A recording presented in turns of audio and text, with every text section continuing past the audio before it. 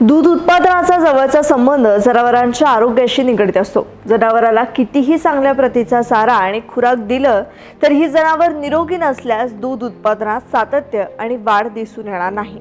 दूध उत्पादनात सातत्य टिकवून ठेवण्यासाठी बदलणाऱ्या ऋतूत जनावरांच्या आरोग्याची काळजी घेतली गेली पाहिजे। नमस्कार, मी शमिका, काळजी पशुधनाची मध्ये आपल्या सगळ्यांचं स्वागत। प्रौढ जनावरांना श्वसन रोगाची बाधा झाल्यास दूध उत्पादनात घट दिसून येते। श्वसन संस्थेच्या आजारांमध्ये निवडक औषधी वनस्पतींचा वापर करून उपचार तुम्ही करू शकता। यात प्रामुख्याने सर्दी आणि खोकला यांचा समावेश होतो। वातावरणातल्या बदलामुळे होणाऱ्या आजारावर योग्य उपचार केल्यास किरकोळ वाटणारा हा आजार गंभीर स्वरूपाचा होऊ शकतो। ही लक्षणे वाढत जाऊन जनावरांना निमोनियासारखा आजार होऊ शकतो। श्वसन संस्थेच्या आजारावर अडुसा या वनस्पतीची मुळं, पानं, फुलं आणि फळं यांचा औषध म्हणून वापर केला जातो। याचा उपयोग कफ पातळ करण्यासाठी, खोकल्याचं प्रमाण कमी करण्यासाठी केला जातो।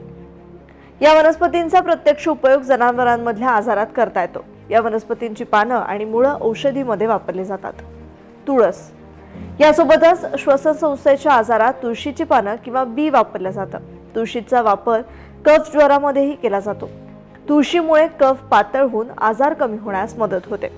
कंटकारी श्वसन संस्थेच्या आजारात अत्यंत गुणकारी अशी ही वनस्पती आहे। या वनस्पतीत रिंगणी किंवा भुईरिंगणी असंही म्हटलं जातं। या वनस्पतीचे सगळा भाग म्हणजेच मूळ, खोड, पान, फळ औषधीमध्ये वापरले जातात। काळी मिरी या वनस्पतीचा फळ म्हणजेच मिरे। मिऱ्याचा वापर आपण पचन संस्थेच्या आजारात करतो। याचा उपयोग श्वसनाच्या आजारातही होतो। आता बघूयात अद्रक। अद्रक हे पाचक आणि कंठाला हितकारक असतं। अद्रकाचा वापर खोकला, कफावर फायदेशीर ठरतो।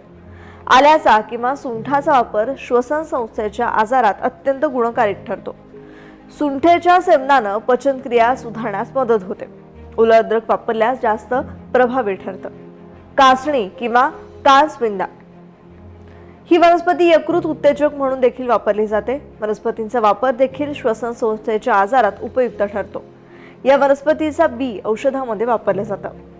सर्दी, खोकला यासारख्या जनावरांच्या आजारावर उपचार करताना एका भांड्यात पाणी गरम करून घ्यावं। त्यात 5 ते 10 थेंब निलगिरी तेल घ्यावं।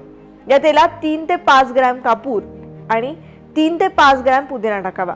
या मिश्रणाची वाफ आजारी जनावराला द्यावी। असं केल्यानं जनावराला झालेली सर्दी, खोकला कमी होण्यास मदत होते। वाफ देत असताना त्या पाण्यात जनावर तोंड घालणार नाही याची काळजी घ्यावी। तुमच्या गोठ्यातल्या जनावराला सर्दी, खोकला झाल्यानंतर तुम्ही कोणते उपचार करता आम्हाला कमेंटमधून नक्की कळवा। आणि तोपर्यंत पाहत रहा ॲग्रोवन डिजिटल।